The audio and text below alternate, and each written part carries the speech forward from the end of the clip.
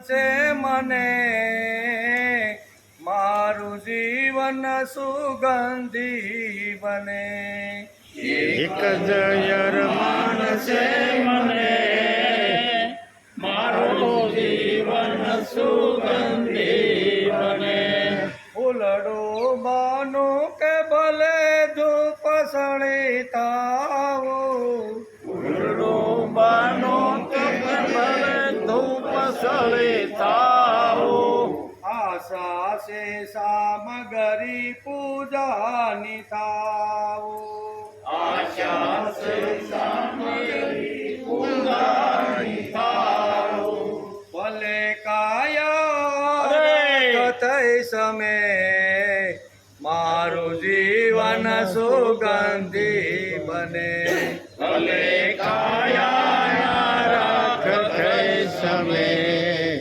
મારું જીવન સુગંધી બને તડકા સાયા કેવા વરસાના વાયા તડકા સાયા કેવા વર્ષાના વાયા તો એ કુસુમો કદીના કરમાયા તો એ કુસુમો કદીના કરમાયા ગાવ ખીલતા ખીલતા એક ખમે મારું જીવન સુગંધી બને આવ ખીલતા ખીલતા એક અમે મારું જીવન સુગંધી બને જગની ખારાશ બધી ઉરમાં સમાવે જગની ખારાશ બધી ઉરમાં સમાવે તો એ સાગર મીઠી વર્ષા વરસાવે તો એ સાગર મીઠી વર્ષા વરસાવે ભરતીને ઓટમાં રમે મારું જીવન સુગંધી બને સદા ભરતીને ઓટમાં રમે મારું જીવન સુગંધી બને વાતાવરણમાં સુગંધના સમાતિ વાતાવરણમાં સુગંધના સમાધિ જેમ જેમ સુખડ ઓરસીએ ઘસાતી જેમ જેમ સુખડો રસીએ ઘસાતી પ્રભુ કાર્યે ઘસાવો ગમે મારું જીવન સુગંધી બને પ્રભુ કાર્ય ઘસાવું ગમે મારું જીવન સુગંધી બને ગૌરવ મહાન છે પ્રભુ કાર્ય કેરું ગૌરવ મહાન છે પ્રભુ કાર્ય કેરો ના જગમાં કામ કોઈ એથી અદકેરું ના જગમાં કામ કોઈ એથી અદકેરું પાર્થ તેથી પ્રભુને ગમે મારું જીવન સુગંધી બને વાત તેથી પ્રભુને ગમે મારું જીવન સુગંધી બને એક જય રમાન છે મને મારું જીવન સુગંધી બને એક જ અરમાન છે મને મારું જીવન સુગંધી બને અમૃત કાકા પોગી ગયા અહીંયા ઓ ઓ ઓ ઓ ઓ ઓ ઓ ઓ ઓ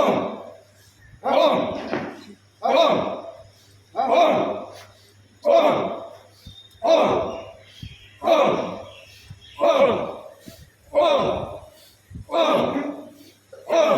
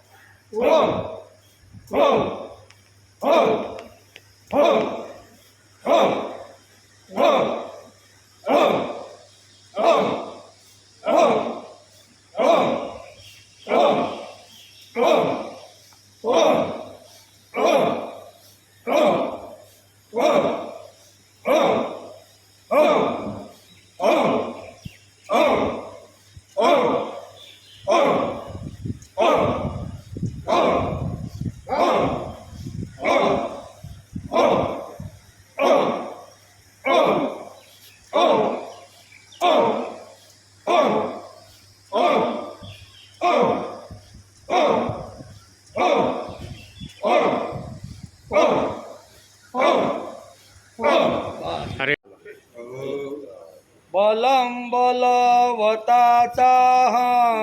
બલમ બલવતાં સામ બલમ બલવતાં ચાહં બલમ બલવતાં સામ કામરાગ વિવર્જિતમ કામરાગ વિવર્જિતમ કામરાગ વિવર્જિતમ કામરાગ વિવર્જિતમ બલમ બલવતાચાહં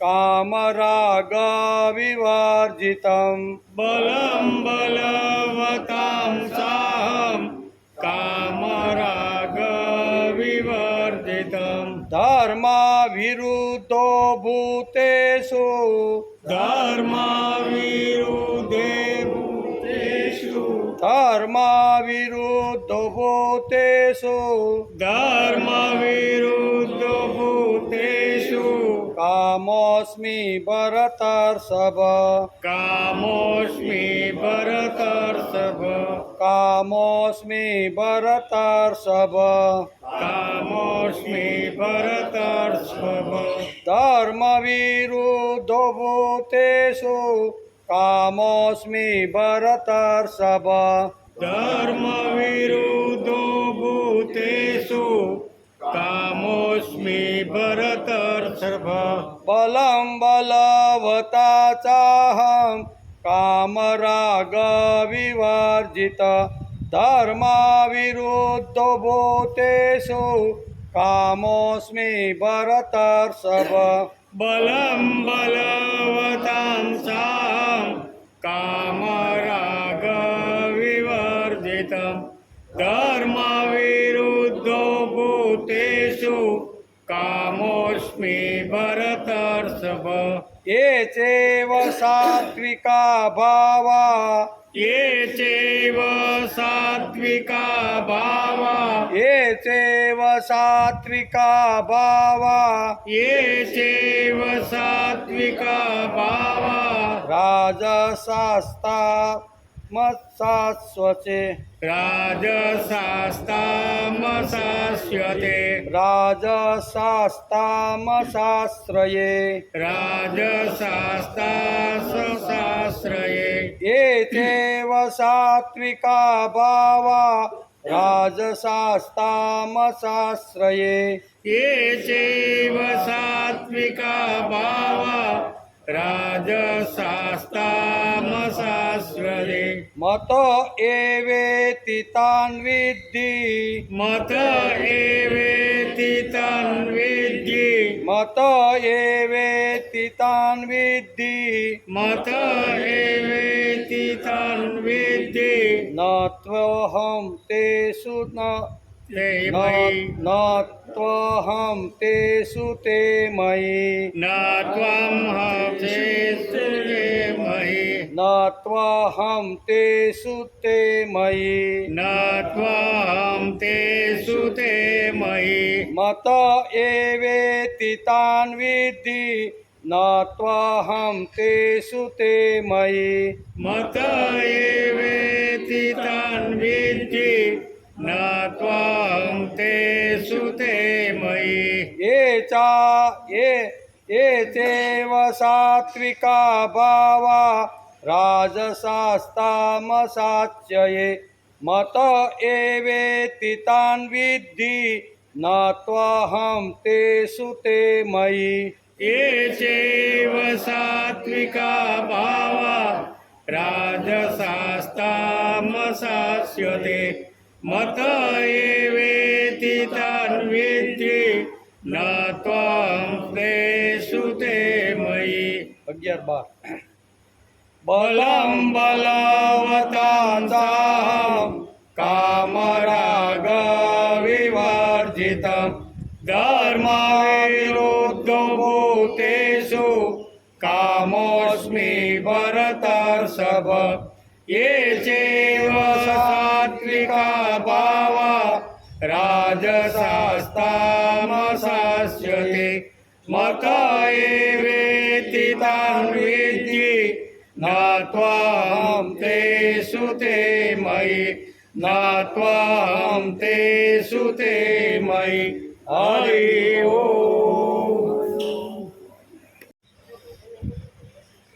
વસુદેવસુતં દેવં કંસચાણૂરમર્દન દેવકી પરમાનંદં કૃષ્ણં વંદે જગદ્ગુરુ ગુરુર્બ્રહ્મા ગુરુર્વિષ્ણુ ગુરુર્દેવો મહેશ્વર ગુરુર સાક્ષાત પરબ્રહ્મ તસ્મૈ શ્રી ગુરુવે નમઃ નારાયણં નમસ્કૃત્યં નરં ચૈવ નરોત્તમં દેવીં સરસ્વતી વ્યાસં તતો જયમુદીરયે તતો જયમુદીરયે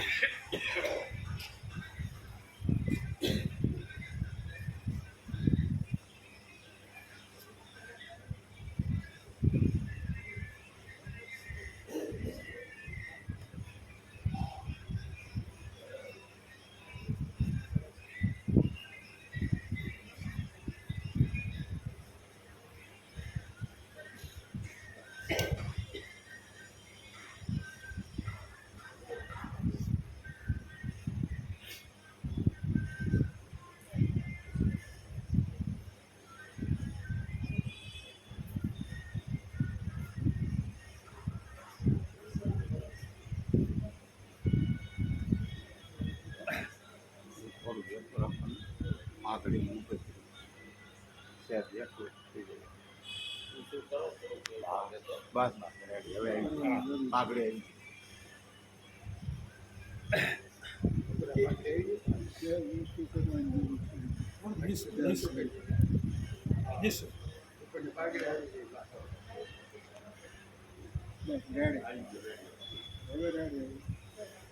ये चैव सात्विका भावा राजसास्तामसात्स्वये मत एवेति तान् विद्धि न त्वहं तेषु ते मयि ये एव સાત્વિકા ભાવા જેટલા પણ સાત્વિક ભાવો છે ભગવાન કે જેટલા સાત્વિક ભાવો છે એ તો રાજસા તામસા જેટલા પણ રાજસ તામસ અને સાત્વિક ભાવો છે તે બધા મત એવો એટલે મારાથી જ થનારા છે ઇતિ એટલે એમ તાન એટલે તેમને વિધિ તું સમજ એમ હોવા છતાં વાસ્તવમાં અહમ તેસુ તે મયી ન હું તેમનામાં કે તેઓ મારામાં નથી એમ ભગવાને આ પોતાની નાનકડી એવી વિભૂતિ સમજાવવાનો પ્રયત્ન 8 થી 12 શ્લોકની અંદર કર્યો છે. 12મા શ્લોકની અંદર ભગવાન પોતાની નાનકડી વિભૂતિ સમજાવતા કહે છે કે જેટલા પણ સાત્વિક ભાવો છે તેમજ જેટલા પણ રાજસ તામસ ભાવો છે તે બધા મારાથી જ થનારા છે. સાત્વિક રાજસી અને તામસી માણસની અંદર જે ભાવો થતા રહેલા છે તે બધા મારાથી થતા રહેલા છે. એમ તેમને સમજ એમ હોવા છતાં પણ વાસ્તવમાં હું તેમનામાં કે તેઓ મારામાં નથી. હું તો પાછો અલગ, તેઓ મારામાં નથી ને હું તેમનામાં નથી, એમ ભગવાન આ શ્લોકની અંદર સમજાવે છે. આજે શ્રીમદ ભગવદ્ ગીતા ચિંતન શરૂ થયું તેનો 354મો દિવસ. ગઈકાલે આપણે શ્રીમદ ભગવદ્ ગીતાના 7મા અધ્યાયના 11મા શ્લોકને આપણે ગઈકાલે નમસ્કાર કર્યા. એમાં ભગવાન કહે છે કે હે ભરત વંશીઓમાં શ્રેષ્ઠ અર્જુન, બળવાનોમાં આસક્તિ તથા કામનાઓ વિનાનું બળ હું છું અને બધા જીવોમાં ધર્મને અનુકૂળ એટલે કે ધર્મયુક્ત કામ હું છું. આવું ગઈકાલે ભગવાને એ શ્લોકમાં કીધું, જેને આપણે આપણી બુદ્ધિ અનુસાર સમજવાનો પ્રયત્ન કર્યો. વર્ણાશ્રમ સનાતન ધર્મની વાત ભગવાને ગઈકાલે એ શ્લોકમાં કરી કે વર્ણ અને આશ્રમ મેં જે નિર્માણ કર્યા છે એ પ્રમાણે જે હાલવાનો પ્રયત્ન કરે, સાધના કરવાનો પ્રયત્ન કરે, એ જ મારો, બરાબર, એ જ મારો છે અને હું એનામાં છું, એવી વાત ભગવાને કરી. જેઓ દૈનિક જીવનમાં બુદ્ધિમાન અને એટલે કે સમર્થ હોવા છતાં સ્વાર્થી અને અનીતિમાન છે, તેમની સાથે કેવો વર્તાવ રાખવો તે ભગવાન બરોબર જાણતા હતા. સાત્વિક, રાજસી અને તામસી આ 3 પ્રકારના જે લોકો છે તેને મારી સાથે કેવી રીતનો વ્યવહાર રાખવો તે ભગવાન સારી રીતે જાણતા હતા. તે સારી રીતે જાણતા હતા. જેઓ દૈનિક જીવનમાં બુદ્ધિમાન અને સમર્થ હોવા છતાં સ્વાર્થી અને અનીતિમાન છે, તેમની સાથે કેવો વર્તાવ રાખવો તે ભગવાન બરોબર જાણતા હતા. ગઈકાલે આપણે પણ થોડોક વિચાર કર્યો કે કોની સાથે કેવી રીતનો વ્યવહાર કરવો. દુર્યોધન હોય, દુશાસન હોય કે જરાસંઘ હોય, પછી આ બાજુ ભગવાનના લાડકા દીકરા હોય, બંને પ્રત્યે કેવી રીતનો વ્યવહાર રાખવો, કેવી રીતનો રાખવું એ ભગવાન બરોબર જાણતા હતા.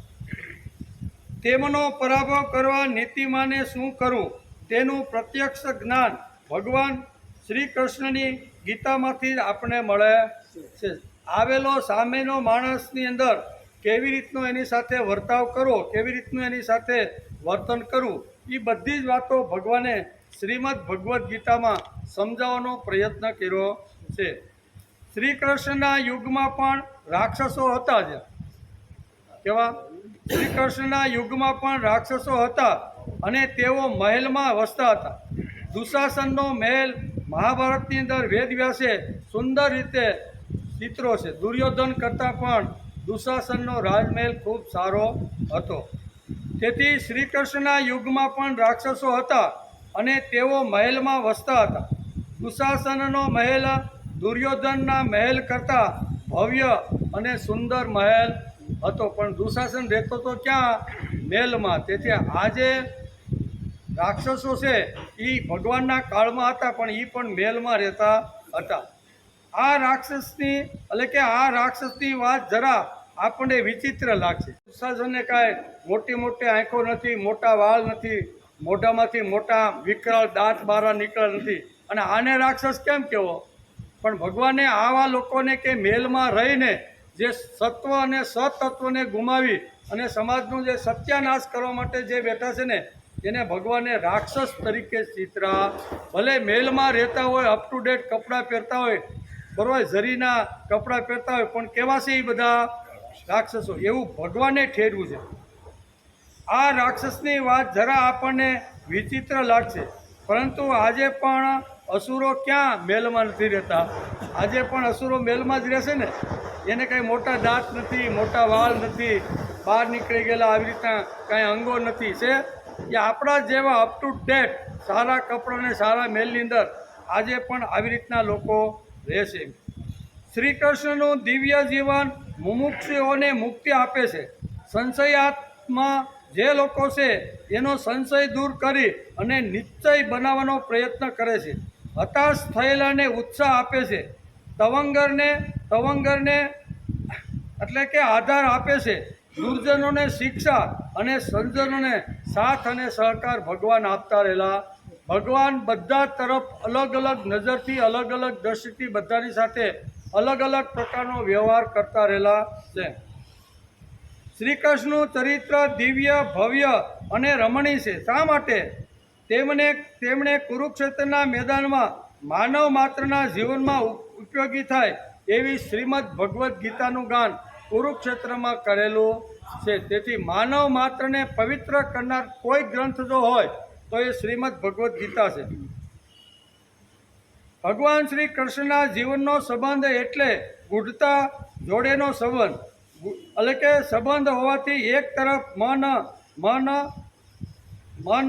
કંપી ઉઠે છે અને બીજી તરફ થાય છે કે ભલેને તેમાં ગૂઢતા હોય પણ અમારે ગીતા સાંભળવી છે અને સમજવી. ગીતા ગૂઢ ગહન શાસ્ત્ર છે. કેવું? પરબારું સમજાય એવું નથી. ગૂઢ શાસ્ત્ર છે, પણ અમારે પ્રયત્ન કરીને ગીતાને સમજવાનો પ્રયત્ન કરવાનો છે.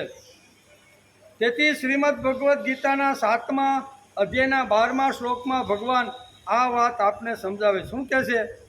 એચૈવ સાત્વિકા ભાવા રાજસાસ્તા બવાચ્યસે મત એવેતિ તાન વિદ્ધિ ન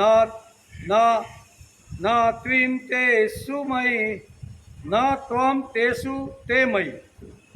જેટલા પણ સાત્વિક ભાવો છે તેમજ જેટલા પણ રાજસ તામસ ભાવો છે તે બધા મારાથી ઉત્પન્ન થાય છે એમ ભગવાન આ શ્લોકની અંદર સ્પષ્ટતા સમજાવે છે. છતાં પણ વાસ્તવમાં હું તેમનામાં કે તેઓ મારામાં નથી. આગળ ભગવાને કહ્યું કે મને છોડીને કશું જ નથી. આગળ પાછું એમ કીધું કે આ જગતમાં મને છોડીને કશું જ નથી. એમ કે મને છોડીને કશું જ નથી. તે વાતનું પુનરાવૃત્તિ આ શ્લોકમાં ભગવાને ફરીથી કરી. એકની એક વાત, સારી વાત વારંવાર કહેવામાં આવે તેને તે અભ્યાસ કહેવામાં આવે છે. એકની એક વાત વારંવાર કહેવામાં આવે, જે કાંઈ સારા સિદ્ધાંતો રહી ગયા હોય એને વારંવાર જો વાગોળવામાં આવે તો શાસ્ત્રકારોએ એને અભ્યાસ કીધો છે. નહીંતર આગલા શ્લોકની અંદર ભગવાને જે વાત કીધી આગળના શ્લોકોમાં એ જ વાતનું પુનરાવર્તન ભગવાન આ શ્લોકની અંદર કરતા રહેલા છે. આગળ કીધેલી વાત ફરીથી અર્જુનને શા માટે સમજાવવી પડે ભાઈ? તો કે અહીંયા અભ્યાસની વાત ભગવાન કરે છે. કોઈ પણ સારી વાત, કોઈ પણ સારો સિદ્ધાંત, કોઈ પણ સારો વિચાર જો માણસને મળી ગયો હોય અને એ જો દ્રઢ કરી અને જીવનમાં જો લાવવાનો હોય ને તો એ વિચારને વારંવાર વાગોળી ઘૂંટી અને એને વાગોળવો પડે. તેથી અહીં કહે છે કે આગળ ભગવાને કહ્યું છે કે મને છોડીને જગતમાં કશું જ નથી. એ વાતનું પુનરાવૃત્તિ આ શ્લોકમાં ભગવાને કરી છે. એકની એક સારી વાત વારંવાર કહેવામાં આવે તેને શાસ્ત્રકારોએ અભ્યાસ કહ્યો છે. અભ્યાસથી વાત આપણા જીવનમાં દ્રઢ થાય છે. વારંવાર અભ્યાસ કરવાથી આપણા મનની અંદર એ વિચાર, એ સિદ્ધાંત દ્રઢ થાય છે. મનને પકડવું અઘરું છે. મન કેવું છે? ધજાની પૂંછડી એવું. તેથી જો અર્જુનનો પ્રશ્ન આગલા અધ્યાયમાં આવ્યો હતો ને કે ભગવાન મન સંચળ છે, ધજાની પૂંછડીની જેમ અથવા વાયુની જેમ એને કંટ્રોલ કરવું ખૂબ જ અઘરું છે. ત્યારે ભગવાન કે વાત તારી સાચી છે, અઘરું તો છે જ, પણ અભ્યાસ અને વૈરાગ્ય દ્વારા એને સંયમિત કરી શકાય છે. આવું ભગવાને અર્જુનને કીધું. એટલે મન તો ગમે ત્યાં દોડે. ભલે ને અત્યારે આપણે ખુરશી ઉપર બેઠા હોય પણ મન આ હજારો કિલોમીટર લઈ જવું હોય તો આ બેઠા વહી જાય કે નહીં? એટલે અહીં કહે છે મનને પકડવું ખૂબ અઘરું. મનને પકડાય નહીં, પકડવા માટે મહેનત કરીએ તો જેમ મહેનત કરીને એમ આવી રીતનું મન આગળ ભાગતું જાય છે. તેથી મનને પકડવું અઘરું છે. પણ ગીતાકાર કહે છે કે અભ્યાસ અને વૈરાગ્ય દ્વારા આ મનને પકડી શકાય છે, મનને સંયમિત બનાવી શકાય. સતત જો અભ્યાસ કરવામાં આવે અને સતત જો વૈરાગ્ય વૃત્તિથી જીવન જીવવાનો જો પ્રયત્ન કરવામાં આવે તો મનને પકડી શકાય છે. મનને આવી રીતનું કંટ્રોલ કરી અને આવી રીતનું સંયમિત બનાવી શકાય છે. તેથી મનને પકડવું અઘરું છે. પણ ગીતાકાર કહે છે કે અભ્યાસ અને વૈરાગ્ય દ્વારા મનને પકડી શકાય છે, બાંધી શકાય છે, એટલે કે સંયમિત કરી શકાય છે. તેથી વારંવાર અભ્યાસ કરવો ખૂબ જ જરૂરી. સદવિચારો, સારા વિચારો જે આપણે એકદમ લાગી ગયા હોય ને એ વિચારોને વારંવાર ઘૂંટીને દિવસમાં એક બે વાર આવી રીતનો કરવો જોઈએ. માણસ વિચારશીલ હોય, ભક્તિપૂર્ણ હોય અને સાથે સાથે કર્મપ્રવણ હોય, એમાં જ એનો વિકાસ. જ્ઞાન, કર્મ અને ભક્તિ ત્રણની વાત કરે છે કે માણસની અંદર જ્ઞાન, કર્મ અને ભક્તિ ત્રણ વાતો જો મજબૂતીથી હોય તો માણસ સારી રીતે પોતાનો જીવન વિકાસ કરી શકે છે.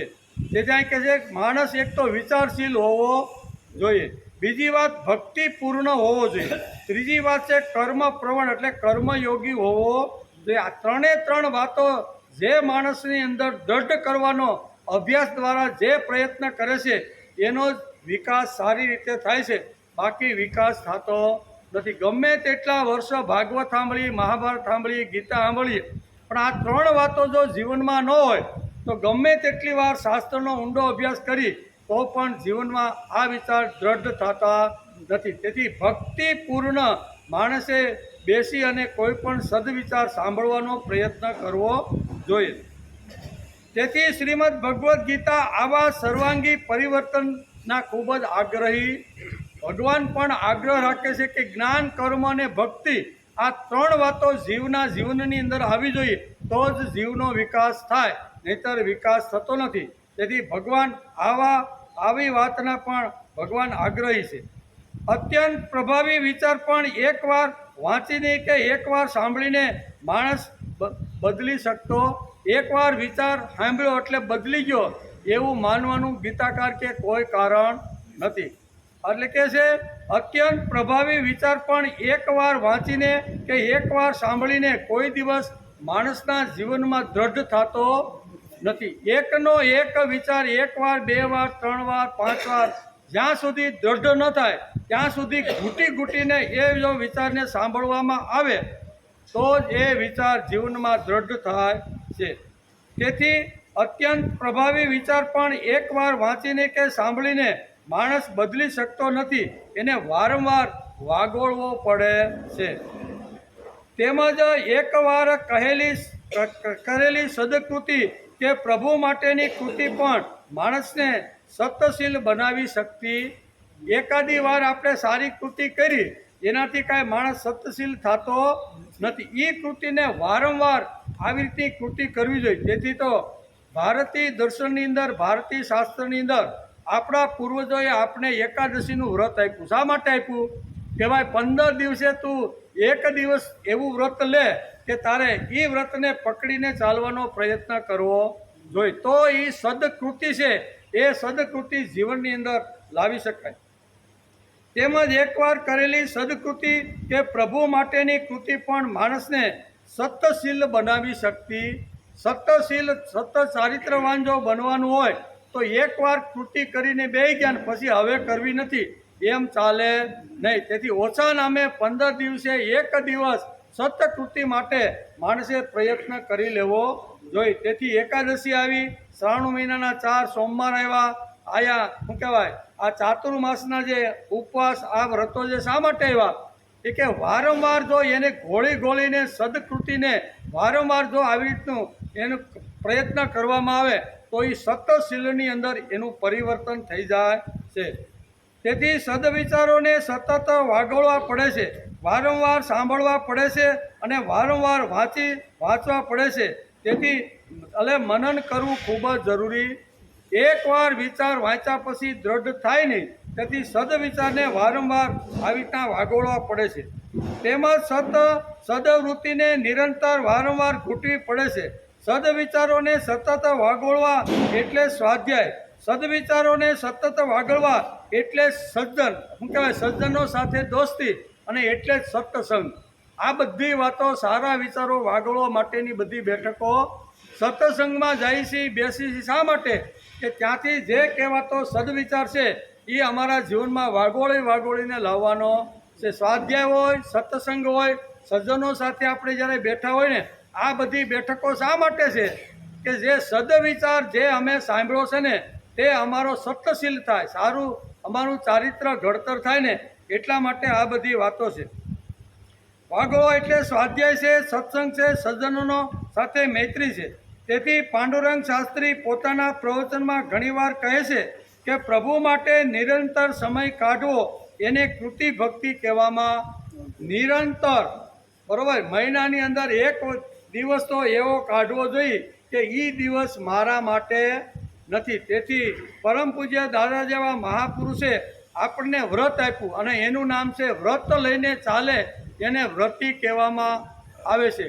કોઈ મહિનાની અંદર એક દિવસ વ્રત લઈને સમાજમાં ફરે છે અને કોઈ મહિનાની અંદર એકાદશી રહીને મહિનામાં આવી રીતના 2 વખત ફરતા રહેલા છે. આને કહેવાય સદકૃતિ. અને સદકૃતિ સતત જો કરવામાં આવે તો સત્તશીલ માણસની અંદર ઊભું થાય, નહીતર થાય નહીં.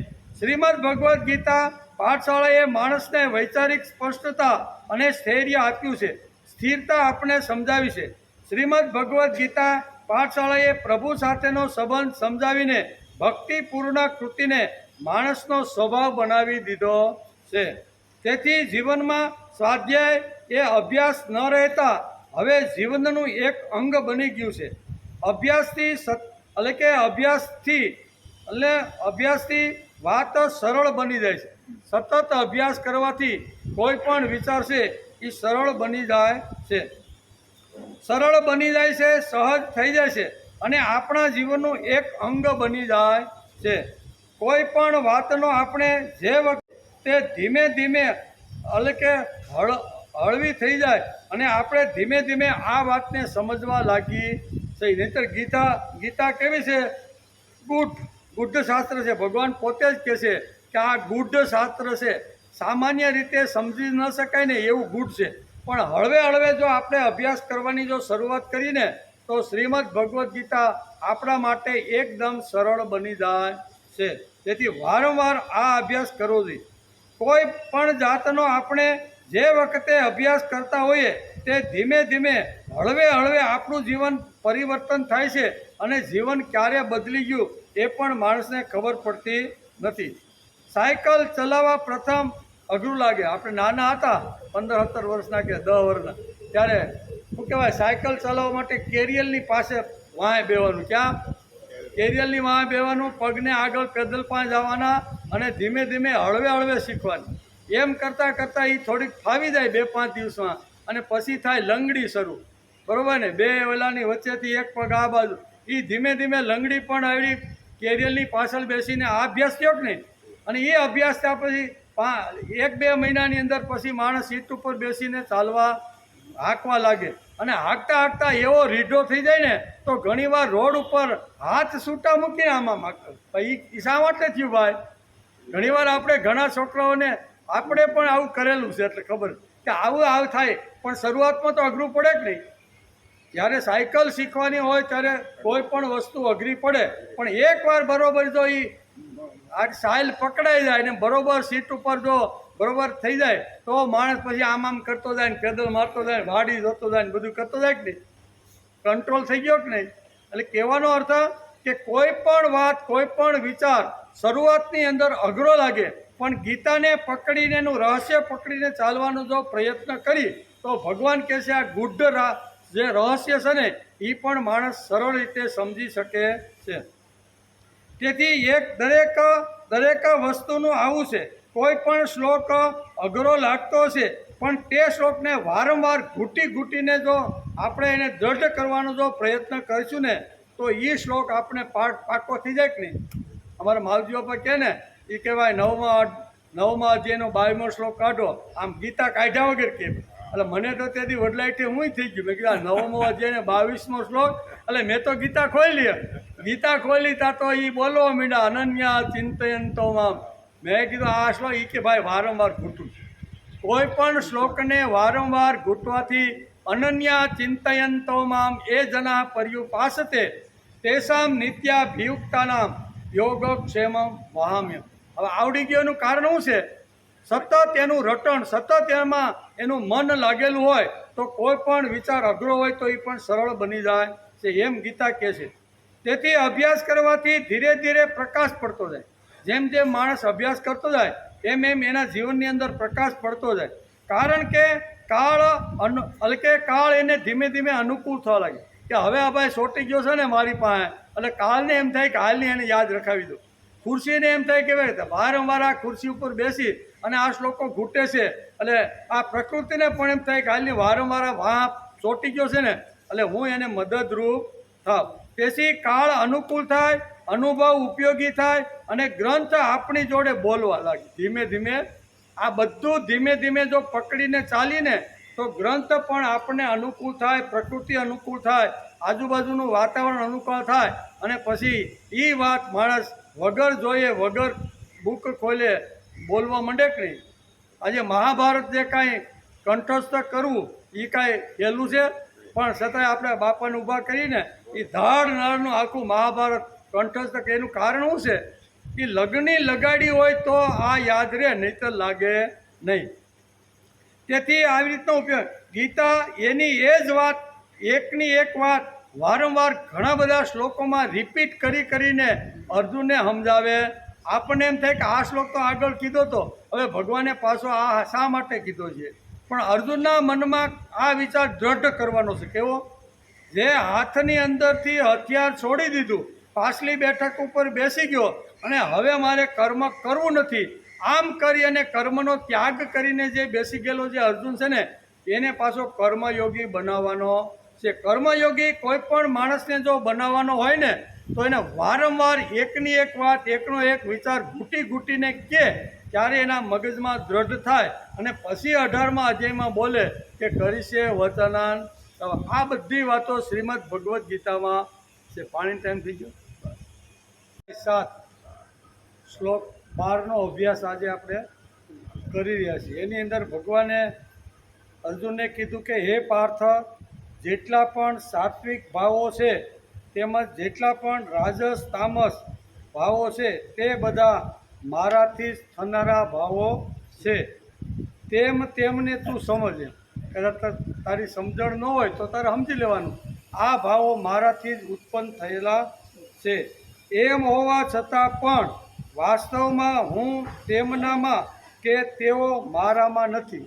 આ પણ તારે સમજી લેવું જો. એમ કરીને આ શ્લોકની શરૂઆત એ ભગવાન અર્જુનને સંબોધન કરીને કરે છે. એનો વિચાર આપણે કરીશું. ગીતા એની એ વાત એકને એકવાર વાંચી કે એ ત્યારે એક અર્થ, બીજી વાર વાંચી ત્યારે બીજો અર્થ, ત્રીજી વાર જ્યારે એ શ્લોક વાંચી ત્યારે એમાંથી નવા અર્થો વારંવાર જેટલી વાર ગીતાને વાંચીએ આપણે એટલી વાર નવા વિચારો એની અંદર પ્રગટ થાય. જેમ જેમ આપણો વિકાસ થતો જાય છે તેમ ગીતા આપણી સાથે બોલતી જાય. નકર બોલે. જેમ આપણે હૃદય ખોલીને ગીતા સાથે જો વાત કરતા હોય, સમજવાનો પ્રયત્ન કરતા હોય તો શ્રીમદ ભગવદ્ ગીતા આપણી સાથે બોલવા લાગે છે. તેમ સતત એટલે કે જેમ આપણો વિકાસ થાય તેમ ગીતા આપણને આગળ ને આગળ લઈ જાય છે. દાદા પાંડુરંગ શાસ્ત્રી આ સિદ્ધાંત સમજાવવા માટે એક દૃષ્ટાંત આપે કે ખેડૂતભાઈ હતા, એ ખેતરે વાહુ જવાનું, એટલે જૂના કાળની 3 સેલની કે 5 સેલની બેટરી કેટલી, એટલે એ તો જઈને કે ભાઈ મારે ખેતરે વાહુ રહેવાનું છે, બેટરી તમે મને આપો. એમ વેપારીને જ્યારે કીધું ત્યારે વેપારીએ કાઢીને આપી કે લ્યો ભાઈ. તો ઓલા બાપાએ આમ કર્યું ને, તા તો 20 ફૂટ જ એનું અંજવાળું જાય. બોલે બાપા ક્યાં 20 ફૂટ નહીં, મારી વાડી તો બહુ લાંબી છે, આ શેડીથી આમે શેડે પ્રકાશ જાય ને એવી બેટરી મારે જોઈ છે. ત્યારે વેપારી એમ કહે છે કે જેમ તમે 20 ફૂટ આગળ હાલતા જાઓ ને એમ બેટરી તમને 20 ફૂટ આગળ લઈને તમારા શેઢા સુધી તમને પુગાડી. આનો પ્રકાશની મર્યાદા 20-25 ફૂટની છે. બેટરી કરશો એટલે 20-25 ફૂટ સુધી તમને બધું દેખાશે, પણ તમે જેમ આગળ જતા જશો ને એમ આ પ્રકાશ આગળ જઈ અને તમારે જે શેઢે પહોંચવાનું છે ને ત્યાં તમે પહોંચી જશો. એમ શ્રીમદ ભગવદ્ ગીતા પણ આપણે જેમ આપણે હળવે વાંચતા જઈએ, પહેલી વાર સમજ ન પડે, બીજી વાર થોડીક ઓછી પડે, ત્રીજી વાર થોડીક વધારે પડે, આમ કરતાં આ જન્મારે નહીં તો આવતા જન્મારે પણ ગીતા આપણા જીવનમાં દ્રઢ થાય જ. એમાં કોઈ મીન મેખ વગરની વાત છે. તેથી કહે છે તેમ સતત અભ્યાસ ચાલવો જોઈએ. અભ્યાસથી આપણો રસ્તો ધીમે ધીમે સરળ બનતો જાય. અભ્યાસ જો ચાલુ હોય તો આપણો રસ્તો ધીમે સરળ બનતો જાય. ભગવાન ગીતામાં ઘણીવાર પુનરાવૃત્તિ એકની એક વાત, એકનો એક શ્લોક ઘણીવાર વારંવાર અર્જુનને સમજાવે છે. માં વારંવાર પુનરાવર્તન બાળક માટે કરે કે નહીં? બાપ પણ કરે, ગુરુ પણ શિષ્યને ભણાવવાનો હોય તો એકનો એક શ્લોક અથવા એકની એક વાત આજે જે કીધી હોય ને ગઈકાલે ગુરુ પૂછે ન યાદ રહે તો એની વાત ઘૂંટીને પાછી પુનરાવર્તન કરીને બીજી વાર કહેવી પડે કે નહીં?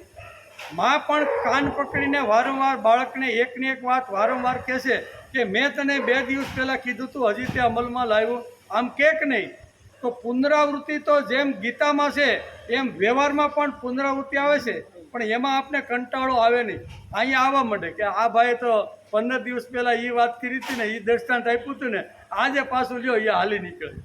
અહીંયા આપણને ઘણીવાર એકની એક વાત, એકનો એક વિચાર વારંવાર સાંભળવાથી ઘણીવાર આપણને કંટાળો આવે અથવા એમ થાય કે આ તો અમે 15 દિવસ પહેલાં દૃષ્ટાંત સાંભળેલું હતું. પણ માં જેમ દીકરાને આવી રીતનો સંસ્કાર આપવા માટે વારંવાર એકની એક વાત ઘૂંટીને માં બાળકને જેમ ઘડતર કરે છે એ એકને એક વાત કરીને કરે છે. તેથી માં પુનરાવૃત્તિ કરે છે, શિક્ષક પણ વિદ્યાર્થી માટે પુનરાવૃત્તિ કરે છે, ગુરુ પણ શિષ્યને ઘડવા માટે પુનરાવૃત્તિ કરે છે. આપણા હિતે શું હોય એ પણ આપણે વારંવાર એક વાત કીધા પછી ન સમજાય તો બીજી વાર ભેગો થાય એટલે પરબારું યાદ અપાવે કે આપણે 2 દિવસ પહેલાં મેં તને કીધું તું, એનો અમલ કર્યો કે નહીં? પુનરાવૃત્તિ તો દરેક જગ્યાએ આવે અને પુનરાવૃત્તિ કર્યા વગર માણસનો જીવન વિકાસ શક્ય નથી. પછી ગીતા હોય, શાસ્ત્ર હોય કે વ્યવહાર હોય કે બાળક માને આવી રીતની પુનરાવૃત્તિ કરીને કહેતો હોય કે શિક્ષક કાંઈ વિદ્યાર્થીને કહેતો હોય કે ગુરુ શિષ્યને કહેતો હોય, બધામાં પુનરાવૃત્તિ છે ને છે જ. તેથી ગુરુ પુનરાવૃત્તિ કરે, હિતેશુ પણ પુનરાવૃત્તિ કરે, બાપ દીકરાને એકની એક વાત કરીને પુનરાવૃત્તિ કરે કે નહીં? ઘણીવાર બાપ એક વાત છીંદે અને કદાચ એ કામ ન થયું હોય તો બીજે ત્રીજે બાપ પાછું યાદ કરીને પુનરાવૃત્તિ કરે કે ભાઈ મેં તને 2 દિવસ પહેલાં કીધું તેનું શું થયું? તેથી અભ્યાસની વાત જુદી અને પાંડિત્ય પ્રદર્શન કરવું એ જુદું. પાંડિત્યમાં શું હોય? આખ્યાન, વ્યાખ્યા. પાંડિત્યમાં તો એકની એક વાત બીજી વાર આવે નહીં, અને આવે તો એને દોષ ગણવામાં આવે કે કોઈ પંડિત કોઈ પણ વિષય ઉપર જો આવી રીતનો અભ્યાસ અથવા આવી રીતનું ચિંતન અથવા પ્રવચન કરતો હોય અને એમાં જો એકની એક વાત 2 વાર જો આવી જાય ને તો એ પાંડિત્યની અંદર દોષ ગણાય. આખ્યાન વ્યાખ્યાની અંદર એ વાતનો દોષ ગણાય. પણ શ્રીમદ ભગવદ્ ગીતાનો અભ્યાસ જ્યારે માણસ કરતો હોય તો એની અંદર ભગવાન જેવા ભગવાને પણ પુનરાવૃત્તિ કરી છે તો ગીતાને કોઈ વાતનો દોષ લાગતો નથી. શા માટે? એને અર્જુનને ઘડવાનો છે. હું જે બેસી ગયેલો છે, થાકી ગયેલો છે, બાણ જેણે ફેંકી દીધેલા છે ને એવા અર્જુનને પાછો ઊભો કરવાનો છે. તેથી એકની એક વાત વારંવાર કહી અને સમજાવવાનો પ્રયત્ન કરવો એને પુનરાવૃત્તિ કહેવામાં આવે છે. એટલે પુનરાવૃત્તિ તો દરેક જગ્યાએ હોય છે. અભ્યાસની વાત જુદી અને પાંડિત્યની પ્રદર્શનની વાત પણ જુદી. તેથી શ્રીમદ ભગવદ્ ગીતા પાંડિત્ય દર્શનનો જ નથી. શ્રીમદ ભગવદ્ ગીતા એ પાંડિત્ય દર્શનનો ગ્રંથ નથી, અભ્યાસનો ગ્રંથ છે. તેથી અભ્યાસની અંદર એકનો એક વિચાર, સદવિચાર વારંવાર કહેવો પડે. બાએ દીકરા જોડે શિક્ષકે વિદ્યાર્થી જોડે કરેલો જે સંવાદ છે એને શ્રીમદ ભગવદ્ ગીતા કહેવામાં આવે છે. ગીતામાં કેટલાક ભાવો દ્રઢ કરે છે કારણ કે તે વાતો સમજવી અઘરી છે.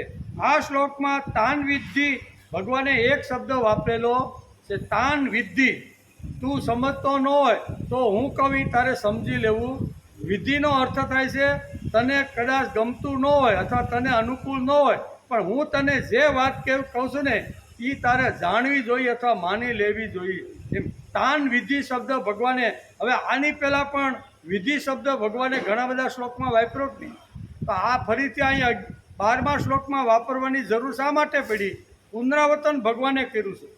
ઘણીવાર અર્જુનના મનની અંદર એ વાત ફિટ થતી ન હોય કે આવું થોડું હોય. ભગવાન સત્વ, રજ અને તમ, એક બાજુ તમે એમ કહો છો કે હું માનવ માત્રના શરીરની અંદર આવીને સ્થિર થયો છું, છતાંય કે સત્વ, રજ અને તમ જે જીવન જીવતો રહેલો છે એની અંદર મારે કાંઈ લાગે વળગે નહીં. તો આવું તમે એકવાર આવું કહો, બીજી વાર આવું કહો.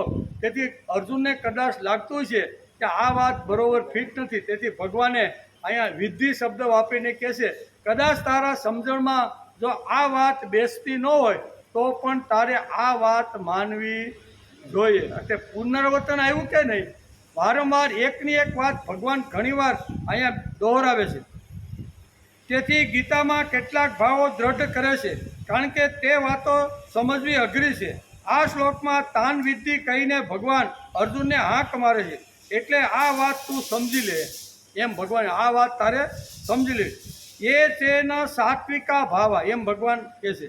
સમજ સાત્વિક, રાજસી, તામસી જે ભાવો અને જે ક્રિયાઓ છે તે તું સારી રીતે મારી પાસેથી સમજી લે. સાત્વિક ભાવ જોડે ગુણનો સંબંધ છે, રાજસ જોડે પદાર્થનો સંબંધ છે અને તામસ જોડે ક્રિયાઓનો સંબંધ છે. રાજસી, તામસી અને સાત્વિક ત્રણ વાતો ભગવાન આ શ્લોકની અંદર અર્જુનને સમજાવે છે. અને એ ત્રણના અર્થ કરીને ભગવાન કહે છે કે સાત્વિક ભાવ જોડે શું છે? ગુણ. સાત્વિક જેની પાસે હોય ને એ ગુણોનો ભંડાર આ સાત્વિક હોય છે. પછી રાજસ જોડે પદાર્થ, એને પદાર્થોની અંદર વધારે મોહ છે કે આ લઈ લો, આનાથી મને સારું મળશે, આનાથી હું સારી રીતે જીવી શકીશ. અને તામસ જોડે ક્રિયાઓ, બરાબર, ગમે તેનું મારી ફાડીને બીજાનું ધન મારી પાસે આવવું જોઈએ, આવું તામસી લોકોની ક્રિયાઓ હોય છે. એટલે આ ક્રિયાઓ જે છે, પદાર્થ જે છે અને ગુણો છે એ સાત્વિક, રાજસી અને તામસી આ ત્રણની સાથે સંબંધ ધરાવે છે એમ ભગવાન અહીંયા અર્જુનને કહે છે. આ વાત કદાચ તારા મનમાં, બુદ્ધિમાં ન ઉતરતી હોય ને તો હું કહું છું તેથી તારે આ વાત માની લેવી જોઈએ એમ કહે છે. તેથી અહીં કહે છે કે તેઓ મારાથી જ ઉત્પન્ન થાય છે. આ કહેવાનું તાત્પર્ય એ છે કે સૃષ્ટિ માત્રમાં જે બની રહ્યું છે એના મૂળની અંદર હું છું. ઉથલ પાથલો જે કાંઈ થાય છે ને સમાજની અંદર, સૃષ્ટિની અંદર, એની અંદર હું સમાયેલો છું. ભગવાન આગળ કહેવાના છે, શું કહેવાના છે? વરસાદને પણ હું વરસાવું છું અને વરસાદને રોકવાનું કામ પણ હું જ કરું છું. આ ભગવાન આગળ વિભૂતિ યુગમાં આ બધી વાતો કહેવાના છે. કહેવાનો કે બધી જ જે કાંઈ સમાજની અંદર જે કાંઈ ઉથલ પાથલો થાય છે ને એ ભગવાન કહે છે મારા લીધે થાય છે. તેમનામાં હું નથી પણ તે મારામાં છે, એવો એક અર્થ પણ આ શ્લોકમાંથી આપણે કાઢી શકીએ. બીજો અર્થ પણ એવો થાય છે કે તે મારામાં છે કે ન હું તેનામાં છું, એવો અર્થ પણ એક થાય છે. એટલે કે ત્વદાનંદ રૂપો, એટલે કે ચિદાનંદ રૂપો શિવોહમ શિવોહમ. સામાન્ય રીતે માણસ પ્રકૃતિની પાછળ પડેલો છે. મોટા વર્તુળમાં નાનું વર્તુળ આવી જાય કે નહીં, મોટું વર્તુળ દોરેલું હોય એની અંદર નાના વર્તુળ આવી જાય, પણ નાના વર્તુળની અંદર મોટું વર્તુળ આવતું નથી. ભગવાન પરમાત્મા મોટું વર્તુળ છે. આ પ્રકૃતિ, સૃષ્ટિ, આપણે બધા નાના વર્તુળ છે. આ બધા નાના વર્તુળ છે ને એ પરમાત્મામાં આવી જાય છે, પણ પરમાત્મા કોઈનામાં બેસી શકતો. આપણું નાનું એવું વર્તુળ હોય અને ભગવાનનું મોટું વર્તુળ હોય તો એ આ કેવી રીતે સમાય શકે? એની ઉપર જવું પડે અથવા એને ક્રોસ કરવો પડે તો જ થાય ને. એટલે જે પરમાત્મા આખી સૃષ્ટિનું સર્જન કર્યું છે ને એ સૃષ્ટિમાં જે ક્રિયાઓ, જે વસ્તુ, જે પદાર્થ, જે ગુણો છે ને એના કરતાં ભગવાન કે હું 10 આગળ જ છું. એના તારે જેટલું આવી રીતનું કરવું હોય ને, જેટલું સમાજમાં જોવું હોય, બોલવું હોય, ફરવું હોય એટલું ફરી લે.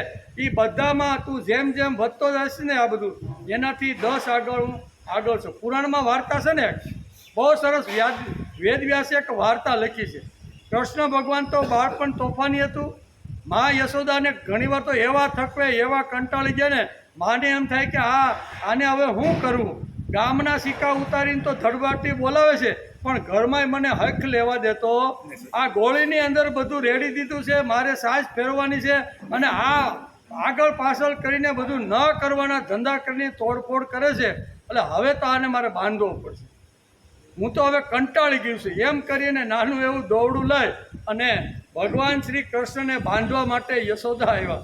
યશોદા આવ્યા હતા, 10 આંગળ દોરડું ટૂંકું પડ્યું. એ કે હળવા માપ તો હતું બરોબર, એટલે એના કરતાં 10-12 આંગળ વધારે બીજું દોરડું લાવ્યા. બીજું દોરડું લાવ્યા ને આને શું કહેવાય, આ માખણ ચોરને બાંધવાનો પ્રયત્ન કર્યો તો મોટું દોરડું એના કરતાં લાવ્યા તો એ પણ ટૂંકું પડ્યું. આમ કરી કરીને 10-12 દોરડા યશોદા માતા જેટલા ઘરમાં દોરડા હતા ને એ કે લાવું છું તો આ 10 આંગળ તો ટૂંકું પડે છે.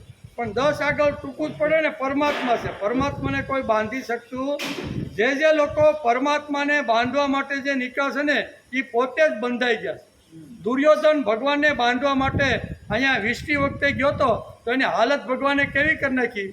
એ કે આ તો ખાલી સેમ્પલ છે, પણ કુરુક્ષેત્રના મેદાનમાં હું તને આ બધું બતાવવાનું. કહેવાનો હતો ભગવાનને જે લોકો બાંધવા માટે જાય છે ભગવાન બંધાતો નથી. શા માટે? ભગવાન કે સૃષ્ટિની અંદર જે ગુણ છે, સૃષ્ટિની અંદર જે ક્રિયાઓ છે અને સૃષ્ટિની અંદર જે કાંઈ ભાવ છે ને એના બધા કરતાં હું 10 આંગળ મોટો. સૃષ્ટિની અંદર મને કોઈ બાંધી શકે, હું બધાની અંદર બાંધી દઉં, પણ મને બાંધવાવાળો આ જગતમાં કોઈ. એમ આ શ્લોકની અંદર આપણે આ વાતો સમજાવે છે કે હું સૃષ્ટિની અંદર સમાયેલો છું. સૃષ્ટિ મારી અંદર મને જો પકડવા લાગે તો હું આ સૃષ્ટિને હું પકડાવ એવો નથી, એમ ભગવાન કહે છે. તેથી એટલે કે જેટલા પણ સાત્વિક ભાવો છે તેમાં જેટલા રાજસ તામસ ભાવો છે તે બધા મારાથી જ થનારા છે. ઇતિ તાન વિધિ, ભગવાને એક શ્લોકમાં આ શું ઇતિ તાન વિધિ, એમાં તેમને સમજ. એમાં પાર્થને ભગવાન આ વાત કહે છે. આમ હોવા છતાં પણ વાસ્તવમાં હું તેમનામાં કે તેઓ મારામાં નથી. જગત જેટલું નાનકડું છે, જગત જ એટલું નાનકડું છે કે પરમાત્મા તેમાં સમાઈ શકે. જગત નાનું છે, જગત કદાચ મોટું થવાનો પ્રયત્ન કરે તો ભગવાન એના કરતાં 10 આંગળ વધતા જાય. જેમ યશોદા માતાને દોરડા કાંઈ કામ કરી શક્યા. ઘરની અંદર જેટલા બધા દોરડા હતા એ બધા ખલાસ થઈ ગયા, પણ આ કનૈયો બંધાણો નહીં. પછી ભાવથી ને પ્રેમથી માં કહે છે કે માં થાકી ગઈ છે ને, હવે મારે માને હેરાન કરવી નથી. પછી ભગવાન જો ઈચ્છે તો વળી બંધાઈ જાય, બાકી બાંધવાની કોઈની તાકાત. માં યશોદા પણ જેને બાંધી શકી નથી ને, જેને આપણા જેવા સામાન્ય લોકો ભગવાનને બાંધવા નીકળે તો ભગવાન બંધાતા નથી, એમ આ શ્લોકની અંદર કીધું છે. તેથી પુરાણની અંદર સુંદર મજાની વાર્તા છે. બરોબર, વેદવ્યાસે આ સરસ મજાની કનૈયા અને યશોદા માતાનું વર્ણન કરીને સુંદર મજાની વાર્તા સમજાવવાનો પ્રયત્ન આ પુરાણમાં કર્યો છે.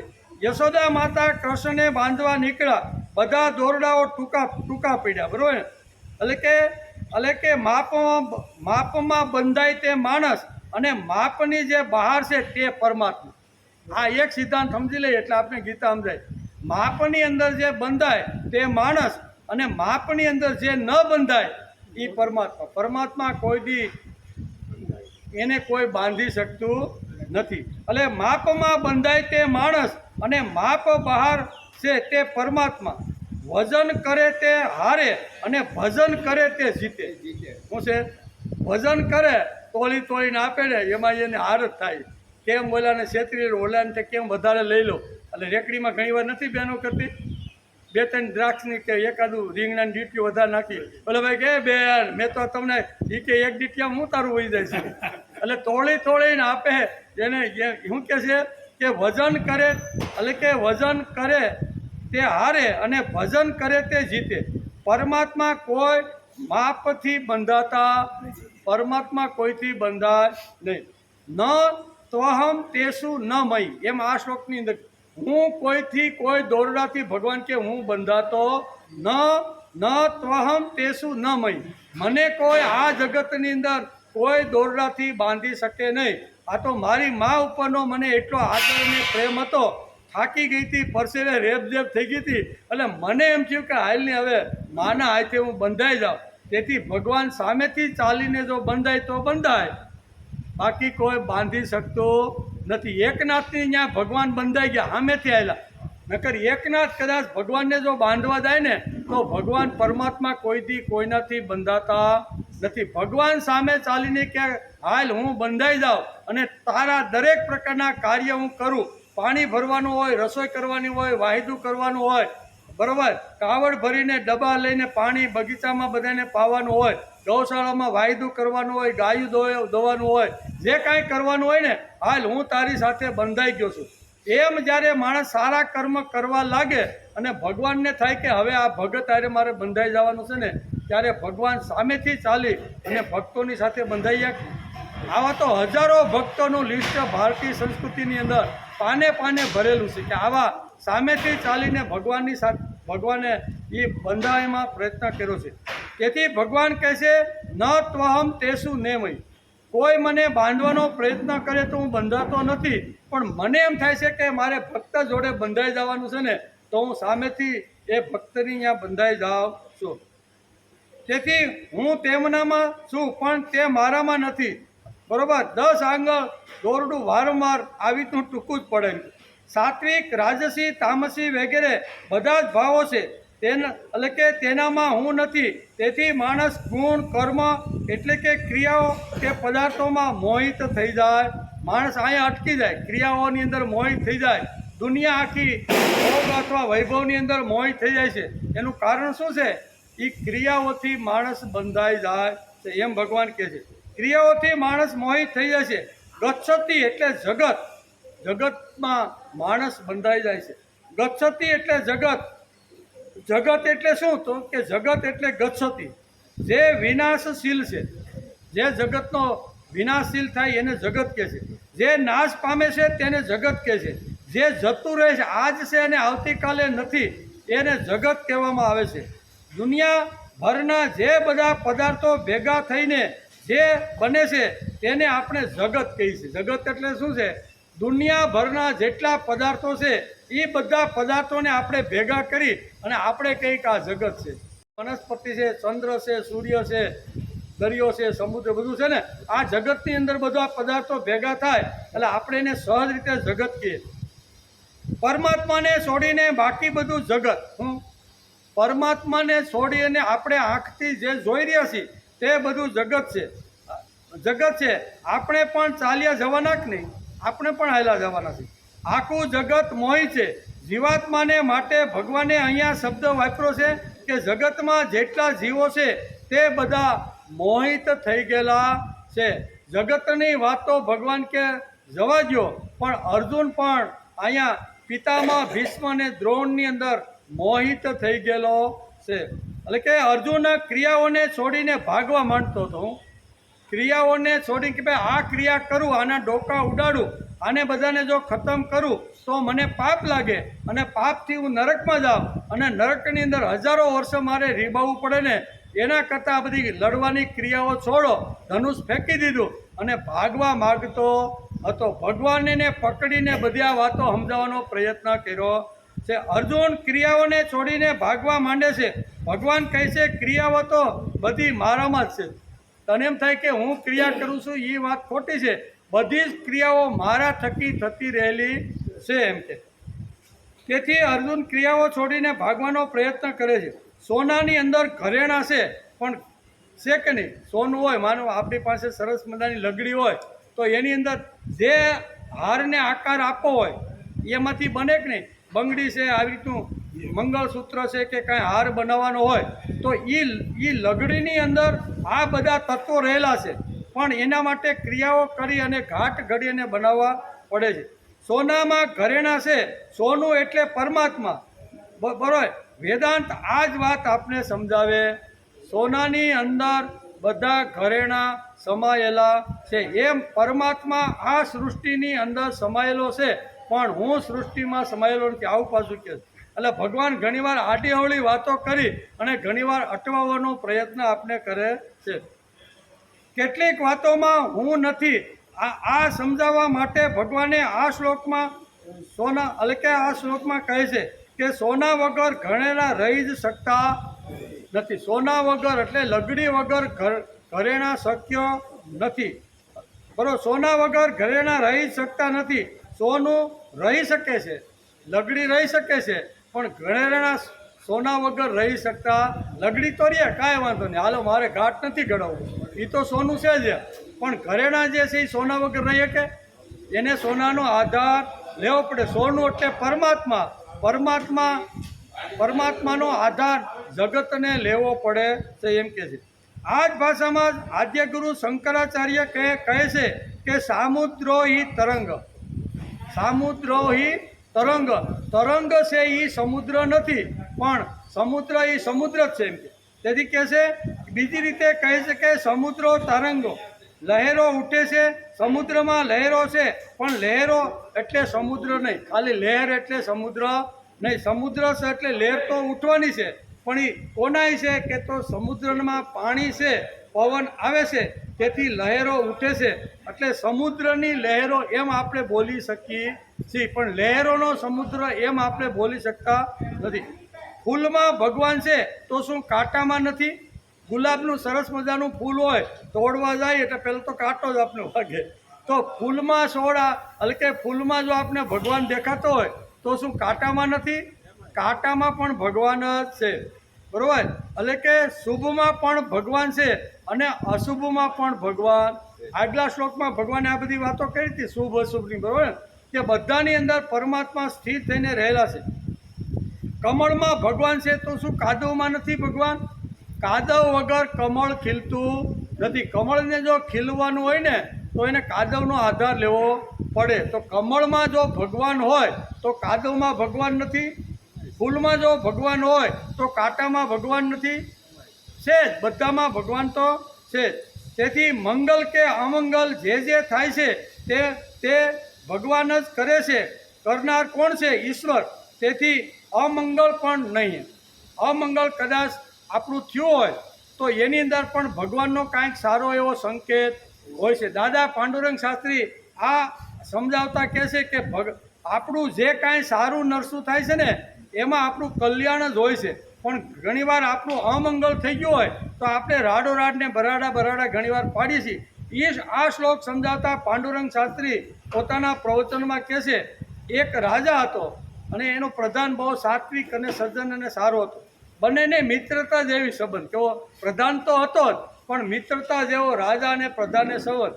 એની અંદર થાય, રાજાથી કંઈ નાના મોટા કાંઈ કામ થાય ને તો કે ભગવાને બહુ સારું કર્યું એમ પ્રધાન કહી દે. શું કે પ્રધાન? શું કે રાજાએ કાંઈ થાય ને એ કે બહુ સારું કર્યું, પરમાત્માએ બહુ સારું કર્યું. એક દિવસ રાજા શેરડી ખાતા સોલતા બેઠા હતા, ગુડી હાથમાં હતી અને એ ગઠડો કાપવા ગયા ને તો આંગળી કપાઈ ગઈ. પ્રધાન બાજુમાં બેઠા કે બહુ સારું થયું, કલ્યાણકારી વાત ભગવાને કરી, પરમાત્માએ બહુ સારું કર્યું. રાજા કે આ લોહી લુહાણશું, મને વેદના થાય છે અને તું એમ કહેશો કે બહુ સારું થયું? તારે દુઃખ થવું જોઈએ, તારે દુઃખ વ્યક્ત મારા તરફ કરવું જોઈએ કે હાલો તમારી વ્યવસ્થા કરીને પાટે એમ તું પાછું એમ કહો છો પરમાત્માએ બહુ સારું કર્યું. રાજાને આ વાત ગમી નહીં. મારો પ્રધાન, મારી આંગળી કપાઈ ગઈ છે, લોહી લુહાણશું, વેદના થાય છે અને આ મારો પ્રધાન મારું ખાય છે, હું એને પગાર આપું છું અને આ મારો વાલીડો એમ કહે છે કે બહુ સારું થયું. પૂરો આને જેલમાં 5 સૈનિકોને બોલાવ્યા અને પ્રધાનને રાજા કે આ પ્રધાનને જેલમાં રીબાવી બારો છે, આને હવે બારો કાઢતા નહીં. એમ કરી અને પછી અહીંયા વૈદ્યરાજ આવ્યા, આંગળીએ પાટો વાટો બાંધ્યા. 5-15 દી વ્યા ગયા, આંગળી થોડીક સારી થઈ એટલે રાજાને એમ થયું કે હમણાં કેટલા દિવસથી મૃગલા ખેલવા ગયો નથી, એટલે મારે મૃગલા ખેલવા તો જવું જોઈએ. એટલે ઘોડા ઉપર બેસીને રાજા જંગલની અંદર મૃગલા ખેલતા બપોર થઈ ગયા, થાકી ગયો, પણ એક પણ મૃગ હાથમાં આવતું. બહુ થાક્યો અને પછી એમ કે થોડી વાર એક વૃક્ષ નીચે આરામ કરવા માટે સૂઈ જાઓ. આરામ કરવા માટે સૂતા તો 5-7 આવી રીતના જે શું કહેવાય જંગલના જે જંગલી જે લોકો હતા ને, જે એ હાથમાં તીરકામઠા ને આવી રીતની તલવારને લઈને આવ્યા. એ ક્યારના ગોતા હતા, કારણ કે જંગલનો જે પ્રધાન હતો, જંગલનો જે રાજા હતો ને એને યજ્ઞ કરવાનો હતો અને યજ્ઞ કરવાનો હતો એટલે આ બધા સૈનિકોને કીધું ગમે ત્યાંથી આ માતાજી પ્રસન્ન થાય ને એવો સારામાં સારો માણસ તમે ગોતીને લાવો. એટલે આ બધા ફરતા આ રાજા જ્યાં ઉતો છે ને ત્યાં આવ્યા. એ કે આનાથી મોટો કે કેવો રૂપાળો, કેવો સરસ મજાનો, બાજુમાં ઘોડો આમ તેમ છે. એટલે એને ઉઠાય ભાઈ. આ તો પછી 7-8 સૈનિકો કોના જંગલના પર હાથમાં તીરકામઠું. એટલે રાજા તો ડરી ગયો કે હાલો મારું શું થાય. એ કે હાલ અમે કે અહીંયા હાલ એમ કરી અને આ બધા જે જંગલના જે આ બધા જંગલી લોકો હતા એ અહીંયા રાજાની પાસે લઈ આવ્યા. રાજાને કહેશે કે આ તમે કેટલા દિવસથી યજ્ઞ પાછો ઠેલોતા જ આવશો, કોઈ હારો મળતો નથી ને અને માતાજીને આપણે રીઝવી શકતા નથી. એટલે આજ બહુ સરસ આ મનુષ્ય મળી ગયો છે, આ મનુષ્યનું બલિદાન આપો એટલે આપણી બધી જે કામના વાસના છે એ પૂર્ણ થાય. એ કે કાંઈ વાંધો નહીં, અત્યારે એને થોડીક આ ગુફામાં પૂરી ગયો, સવારે આપણે એને નવડાવી ધોવડાવી અને પછી જ્યારે આપણે યજ્ઞ શરૂ કરીશું ને 5 વાગે જ્યારે બલિ આપવાનો આવશે ને ત્યારે આને બલિ આપી દો. એ તો એને ગુફામાં રાજાને પૂરી દીધો. રાજા તો મૂંઝાણું કે કરવું હું કે હવે તો બલીનો બોકડો તો હું બની જવાનો છું. સવારે નવડાયો ધોવડાયો રાખ્યો, 5 વાગે યજ્ઞ પૂરો થયો અને પછી એ પુરોહિત હતા એને બોલાવ્યું કે તમારા જે આવી રીતનો જે કરવાનો છે ને એને તમે બોલાવો, બલી ચડાવો. એ બલી ચડાવવાળા રાજાને ત્યાં હાજર કર્યો. આ જે પુરોહિત હતા એને જોયું આખું આંગળી, જોયા પછી એને આંગળી કાપેલી દેખાડી. કાપેલી દેખાણી એટલે પૂરા આ ન હાલે કે આ તો ખંડિત છે કે માતાજી કોપાયમાન થાય ને આને તમે કાઢો કે મને તો આખે આખો આવી રીતનો હોય ને એવો બલી માતાજીને મારે છોડો કે આના અહીંથી. દાદા કે હાશ. એ માંડ ઘેરે આવ્યો. ઘેરે આવી અને કારણ કે ઠાકો પાક્યો 2-3 દિવસ થઈ ગયા હતા અને એનો પત્તો ક્યાંય લાગ્યો ને આવી અને કે પહેલાં પ્રધાન પાસે મારે જવું છે. એટલે એને માણસોને કે મને પેલા જેલની અંદર જે ઓલા પ્રધાનને પીડ્યો છે ને એની પાસે મારે જવું છે. એની પાસે લઈ ગયા. વાર્તા તો લાંબી, દાદા ઘણી વાર બહુ સરસ વાર્તા કરે છે. અને અહીંયા રાજા એને કહે છે પ્રધાનને, એ કે મારી આંગળી કપાણી એ વખતે પરમાત્માએ સારું કર્યું છે, એ તું બોલ્યો તો એ તો આ સત્ય થઈ ગયું. જો મારી આંગળી જો ન કપાણી હોત ને તો હું આજે તારી સામે ઊભો ન હોત. મારો આવો બલી ત્યાં દેવાઈ ગયો. એટલે એ વાત તો મને સત્ય લાગી, પણ તેને મેં આવી રીતનો જેલની અંદર પૂરો, જેલના હરિયાની પાછળ ધકેલો. એ વખતે તે પણ કીધું હતું કે ભગવાન કરે એ સારું કરે છે. તો એ મને સમજાણું નહીં, ભગવાને હું સારું કર્યું. મેં તો તને જેલમાં પૂરીને ઘણી બધી યાતનાઓ, ઘણું બધું દુઃખ તને આપ્યું, તોય તું બોલ્યો તો કે ભગવાન જે કરે છે ને, મને જે જેલમાં પૂર્યો ને એ ભગવાન કરે એ બહુ સારું કરે છે. એ કે એ મને સમજાણું નહીં. ત્યારે પ્રધાન એમ કહે છે કે રાજા, તમારી આંગળી જો ન કપાણી હોત અને આપણે બે હરતા ફરતા હોત તો તમે જે વખતે મૃગ્યા ખેલવા જાઓ ને, બરાબર ને, તો એ વખતે તમારી આંગળી કપાયેલી હોય અને આપણે બે જો હારે ફરતા હોય અને આવો પ્રસંગ આવે તો તમને છોડી દે અને મારો બલી દેવાય.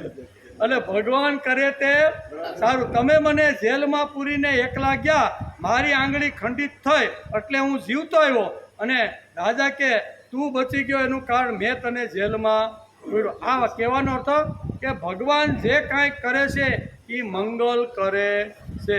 શુભ કરતા હોય, અશુભ કરતા હોય, પણ એ જોવાની દ્રષ્ટિ આપણી પાસે હોવી. આ મૃત્યુમાંથી ખાલી આંગળીએ બચાવી લીધો કે નહીં? ખાલી એક આંગળી કપાવાથી આખો આ રાજા બચી ગયો. એક આંગળી જો ન કપાણી હોત તો તે દિવસે અશ્યુતમ કેશિતમ થઈ જાય. એટલે ભગવાન ઘણીવાર મોટી આફત આપણને મોકલવાના હોય ને એની જગ્યાએ નાની આફત આપીને ભગવાન ઘણીવાર આપણને બચાવવાનો પ્રયત્ન કરે છે. પણ આપણે આંગળીને રડતા બેસી, મારી આંગળી કપાઈ ગઈ, મને બહુ દુઃખ થાય છે. પણ તું મરવાનો હતો એની જગ્યાએ એક આંગળીથી આ જો પીતું હોય તો એમાં તને શું વાંધો છે?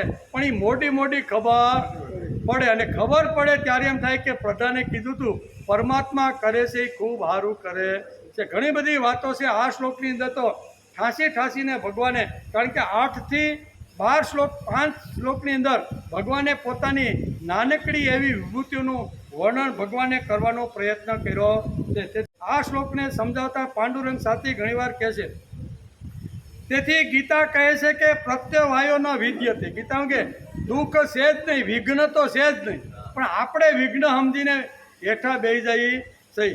ગીતા કહે છે કે પ્રત્યવાયો ન વિદ્યતે. એક સિદ્ધાંત ગીતાએ આપ્યો આપણે, હું પ્રત્યવાયો ન વિદ્યતે. આ જગતની અંદર કોઈ વિઘ્ન તો છે જ નહીં. ભગવાન કદાચ જો વિઘ્ન આપવાના હોય ને તો એ મોટું વિઘ્ન આપીને, નાનું વિઘ્ન આપીને આપણે ઉગાડવાનો પ્રયત્ન કરે છે. પણ આપણે એ નાના વિઘ્નને આપણે પકડીને ઘણીવાર બેસતા હોય. એટલે ગીતા આપણે અહીં સમજ, ગીતા કહે છે કે પ્રત્યવાયો ન વિદ્યતે. વિઘ્નો છે જ નહીં. આપણને ડગલે ને પગલે વિઘ્ન દેખાય છે. તેથી ભગવાને આ શ્લોકમાં તાન વિધિ કહીને, તાન વિધિ એટલે તારે આને માનવું જ પડશે.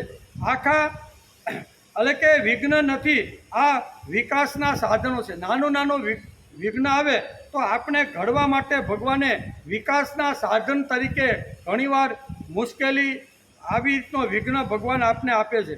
વિઘ્ન નથી, વિકાસના સાધનો છે. વિઘ્નમાંથી પરિપક્વતા આવે છે. જેમ જેમ માણસને અગવડ આવતી જાય એ અગવડમાંથી બહાર નીકળવા પ્રયત્ન કરે અને સગવડ મળે, પાછું વિઘ્ન આવે, પાછું એમ કરતાં માણસ પાકો ઘડાઈ જાય છે. તેથી વિઘ્ન નથી, વિકાસના સાધનો છે. વિઘ્નમાંથી પરિપક્વતા આવે છે. વિઘ્ન ઘડવાને માટે ભગવાન ઘણીવાર આવી અગવડતાઓ મોકલે છે.